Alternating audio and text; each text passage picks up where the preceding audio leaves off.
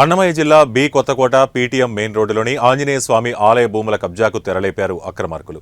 ఎలాంటి అనుమతులు లేకుండా వ్యాపార సముదాయాలు నెలకొల్పి ఆలయ భూములు ఆక్రమిస్తున్నారని స్థానికంగా ఆరోపణలు వెల్లువెత్తుతున్నాయి.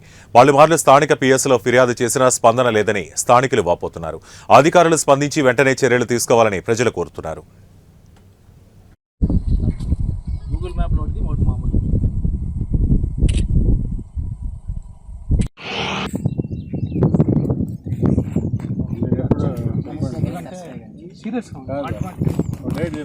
నేను రాను, మీరు ఇచ్చేస్తే అయిపోయాను. మిమ్మల్ని నేను అసలు అడగను ఈ ఇష్యూలో.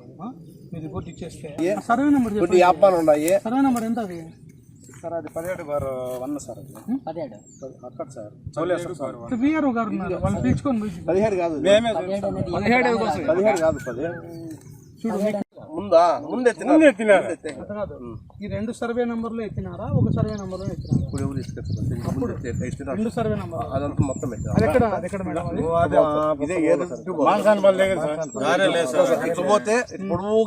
దానికి నిర్వహిస్తున్నారు.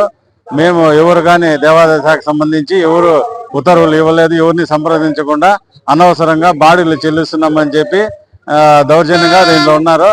దీనిపైన మేము స్టేషన్లో కంప్లైంట్ ఇచ్చి ఖాళీ చేయమని 2-3 రోజుల లోపల ఖాళీ చేయకపోతే యాక్షన్ తీసుకొని కేసులు బుక్ చేసి అని చెప్పేసి అందరికీ చెప్పి ఖాళీ చేయించడానికి వార్నింగ్ ఇవ్వడం జరిగినది.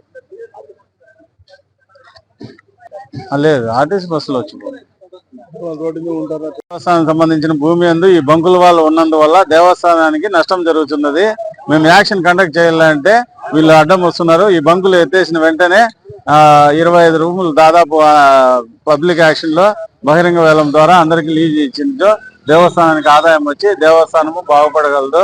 దేవస్థానంలో అన్ని కార్యక్రమాల్లో సక్రమంగా నిర్వహించుకోగలవరము. కాబట్టి వాళ్ళు ఖచ్చితంగా బంకులు ఖాళీ చేయించి పబ్లిక్ వేలం నిర్వహిస్తాము. ఎన్నున్నాయి మొత్తం?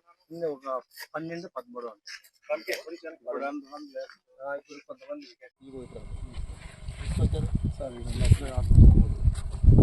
లోకల్ స్వామి పూజ